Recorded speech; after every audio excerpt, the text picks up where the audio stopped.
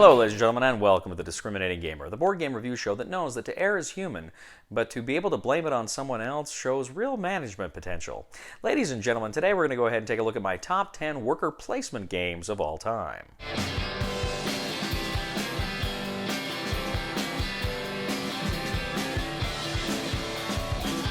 All right, ladies and gentlemen, before we begin, let me just say, I've said this before, worker placement is not necessarily my favorite type of game to play, but I kind of thought, you know what, I want to go ahead and talk about them because there's some I do really enjoy. I've got 10 here that I actually do really like, and I want to talk about them a little bit and just let everybody know I'm not averse to worker placement games.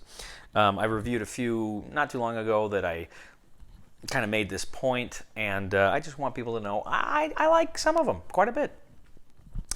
So anyway, here we go with my top 10 worker placement games of all time. Number 10 is, I've only played this one game. It's a series of games. I've only played the first one, but this is Russian Railroads. It was from Z-Man Games, and this is a fun game. It was a game that when I first started getting into the wider world of board games, it really intimidated me, but when I played it, it was actually quite a bit of fun. Of course, you've got kind of a common board, but you've also got these individual boards where you're trying to actually build out your railroad tracks to get different things. But on that common board, you're competing for spaces. You're trying to get engineers to help you build it, and these other spots that help you build your railroads out to make them longer, bigger, stronger, more powerful. And it's just it's a different take. It wasn't quite the railroad game I was expecting it. I was expecting kind of a more conventional build rail lines out, and it doesn't really work like that. But it's a fun game. It's a good indirect competition game for those spaces, and I really enjoyed it. I haven't played it in a while. I would like to play it again. I think they're coming out, if they haven't already, with the kind of a deluxe version or something like that. Anyway, I'll check that out. But that was number 10, Russian Railroads from Z-Man Games. My number 9 was the first worker placement game I ever played, and it may be the first true worker placement game ever, maybe.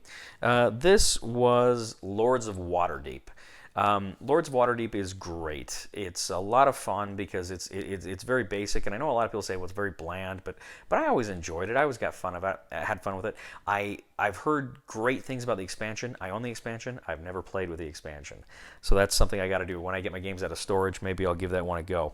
But Lords of Waterdeep is pretty fun. You've got the different objectives and the quests and what have you. You got the different buildings that you can actually place that do different things on the board. So I really enjoyed this game because part of it's nostalgic. It was the introduction to worker placement, but still, it's just there was enough meat there and competition there that I always really enjoyed it, and I had fun with it every time I played it.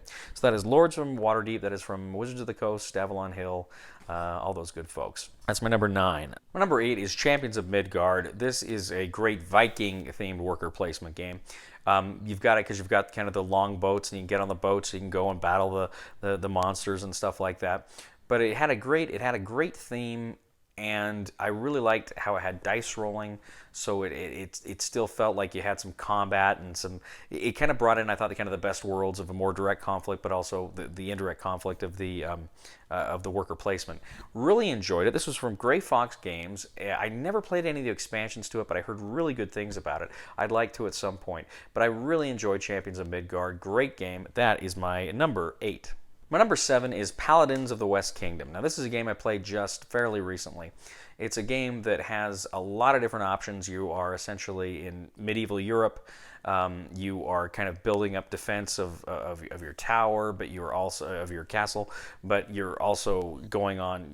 You got missionaries. You're trying to convert people, but then you're also trying to battle barbarians. You got kind of each got your own player board, but then there's a common board that you can build stuff with. So there's a lot going on here. I really like the medieval theme, but I really enjoyed again good indirect competition with this game, which is a mark of any good worker placement game. It's fundamentally indirect competition. This one does it very well. I really liked the artwork here too. I thought it was fun, and this is a part of a whole big chunk of other games. I haven't played any of the others, and I hope to at some point, but I really enjoyed Paladins. I had a lot of fun with it, and it's a great game. So that is Paladins of the West Kingdom. That is my number 7. My number 6 is a game that reminded me of the Paladins of the West Kingdom reminds me a lot about. I played them fairly close together, and they're very similar games in a lot of ways. But this is After the Empire from Grey Fox Games. This After the Empire is a great game about castle defense. Essentially, all of your worker placement stuff that you're doing is trying to build up your castle and get your warriors ready for battle. And of course, you got actual soldiers, you got mercenaries, and you got to keep them fed. But critically, what you're doing is you've got this like wooden castle in the center of your play area that through the course of the game and by collecting resources you can upgrade, and you can turn it into a stone castle, and you got stone towers, and that gives you more defense, and it allows you to fire back, because at the end of every round you have all these barbarians attacking you, and it's how well you can defend your castle from round to round. Very fun game, very interesting, and there's a real toy box factor because you've got those walls and stuff. So okay, that is my number 6. That is After the Empire from Grey Fox Games. My number 5 is a game that many people probably wouldn't consider a worker placement game, and I would say that worker placement is not its primary theme. It's not its primary mechanic, rather. But nevertheless, there is a very strong worker placement mechanic embedded in this game, and this is Imperial Struggle from GMT Games. Now, this is kind of a war game, and it's kind of more than a war game too, but it takes place between these Second Hundred Years' War between Britain and France from the 1600s to 1815, or not. It doesn't get quite to the Napoleonic era, as I recall. You have a series of actual wars, but you're competing for resources. You got a map of the world, a globe of the world. So there's a lot of different fun and interesting things that are going on here. But at the heart of this, or at least right smack dab in the middle, there is this worker placement system where you are attempting to, put these tokens on different spaces to gain those resources that you need in order to effectively compete. It's a very smart and it's a very well done system, and it's a very well done mechanic. So some people will say, well, that's not really worker placement, but to me, that's such an important part of the game. I'm considering it a worker placement game. Very fun, very interesting game. A little bit more in complexity here, but I liked it a lot. So this is my number 5. That is Imperial Struggle from GMT Games. So my number 4 is one of the big production CMON games. This is The Godfather Corleone's Empire. I really enjoyed this game. I love the films, and the game's kind of loosely associated with the films. But critically here, the game is you're in the city, you've got different locations on the city, and you've got different thugs, you've got different kinds of workers, and you place them in different places in order to accomplish different things. You're trying to go on different missions, but you're collecting cards, you're trying to take out your enemies, but critically that idea of worker placement and where you place your guys and what you're going to get back when they're there is key to the game. It's very fun, especially like when you kill your enemies, you throw them in the bottom of the river, they just go in the river. It's pretty fun there. But this is a kind of a smart, fun worker placement game that again has a little bit more of the direct conflict, and also too it has such a fun and engaging theme. Gangsters. I really enjoyed this one. This is my number 4. That is The Godfather Corleone's Empire from CMON. Number 3 is Sons of Anarchy, Men of Mayhem from Gale Force 9. This game is kind of a hybrid. It feels very much like there is direct conflict, but it also is also worker placement. Essentially, you have all these tiles that go out. You place your guys on the tiles. But when they go to the tiles, you have dudes, and you also have kind of your gang members and your pledges, and you can send them to the different tiles to gain those rewards. You're trying to transfer money into contraband or vice versa, or guns. And you send guys to these different locations, but then somebody else can place their guys there, and you fight a battle for that location. So it's a unique worker placement idea in that you can place somewhere, but instead of just everybody else being locked out, if they are feeling lucky, they can send their guys in and try to muscle you out of that location. It's a very fun and interesting way to play a worker placement game, and I really enjoyed it. Again, it's a hybrid of Euro and kind of a more direct conflict American game, and I really got a kick out of this one. Played it several times and always had a ball every time I play it. Haven't played it in a while. I'm thinking about it now. I want to play it again. Such a fun game. That is Sons of Anarchy, Men of Mayhem, and I loved the TV show. I was a big fan of the TV show. The theme comes through, not huge, but enough that I liked it, and so I liked the TV show. And I should say there's some of the tiles and locations you can go are not places for the kiddies. So this is not one you want to play with little kids. kids or anything like that, but it's a fun game. I really liked it. That is Sons of Anarchy, Men of Mayhem from Gale Force 9. That is my number 3. So my number 2 is a game that looks on the surface like a war game, but it's not really a war game. This is War of Whispers from Starling Games. Essentially, how this game works is you've got this map of continent. It's a fantasy game. You've got this map of, well, this, like as I say, this continent, and you've got 5 different kingdoms that are battling on the continent. But the players don't play those kingdoms. Rather, they play these secret societies, these 4 different secret societies, who are kind of through randomly, they determine how. Through a random draw, you're going to determine essentially which of these factions you're supporting and which ones you don't support.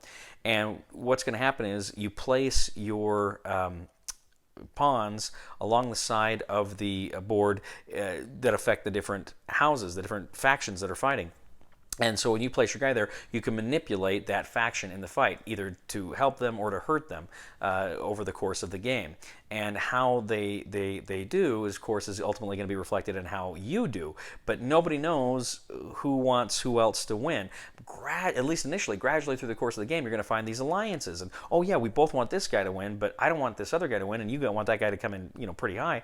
And so you're kind of fighting on some levels, but then you're working together on others. But it's a very good worker placement too, because you are, sometimes I need to get to that spot, and then if somebody takes it, you get so mad because you want to manipulate the battle in the way you want it to go down. Extremely fun game. This is a game that I thought looked like it could be kind of fun, and I played it and it blew me away. Had so much fun with this game, and I highly recommend playing it if you haven't yet. But that is War of Whispers. That is from Starling Games. That is my number 2. My number 1 is a game that, first of all, I love the IP, and I thought it would be good, and it blew me away. It was better than I thought it was going to be, and this is Dune Imperium from Direwolf. Essentially, what this game is it's a combination of deck builder and worker placement. Of course, you're in the Dune universe, and you take on one of the great houses of the Landsraad, and you are attempting to influence the different factions, the Bene Gesserit, the Navigators, the Emperor, the Fremen. You're attempting to manipulate them, but you're also, of course, trying to get spice and money and water, and you're using all of these different resources in order to get to get your objectives done. But critically, you've got this deck building aspect to it. And some of the cards you're going to use, you essentially play the cards to put your guys in the appropriate worker placement slot. So you're doing that, but then too, you're using some of the cards or weapons, and you have this combat. At the end of every round, you have this kind of combat round that's going to give people either victory points or some other fun and interesting things. And so it's do I play this card so I can get the worker where I want him, or do I hold it back for its combat value? There's some real tough decisions there as well. But this is a phenomenal game. I really enjoyed Dune Imperium. I'm still waiting for the cool miniatures and stuff that they're sending because I went in whole hog on the thing. But I love this game so much, and it's my friends and I play this game I think at every player count now, and it's good at every. And some of them you've got a kind of a spoiler game. You can use an app to kind of help you if you want, or you just got cards that you can draw however you want to do it. I usually use the app, but every time I played it, I've had a ball. I've had a blast. I've really enjoyed it. It's a great solo game too. Really, I can't say enough good things about it. And it's one of those games too that when it came out, everybody was talking about how great it was, and I kind of almost wanted to be the guy to say, nah, it's not that great. You kind of want to be that guy, but I can't. I really have fun with this game. I really enjoyed it. So that is my number 1, Dune Imperium. That is from Direwolf, my favorite worker placement game of all time. Thank you once again for joining us today on The Discriminating Gamer. As always, we ask you to please leave a comment for us on YouTube, on Board Game Geek, on our Facebook page, or on thediscriminatinggamer.com. We ask you to please like us on Facebook, subscribe to us on YouTube, and follow us on Twitter. I would also ask you to check out my other channel, that is Cody Carlson, PhD. We discuss military history and books on the subject. If that's something that interests you, please go there, subscribe to that channel as well. And also, please, if you've liked this video, go ahead and give it a thumb on Board Game Geek. We really appreciate that. So, ladies and gentlemen, I gotta tell you, if you're a worker out there, I feel your pain. I think the first 5 days after the weekend are the hardest.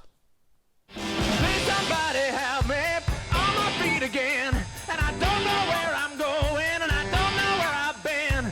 Please somebody help me on the solid ground. It's a long time, and I'll be dying.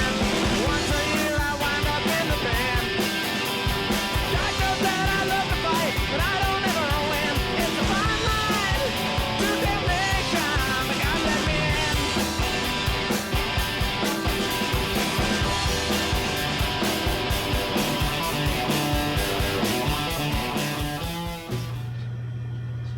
5. I don't get it. I don't win. So I go back to my ship. Hey! All right.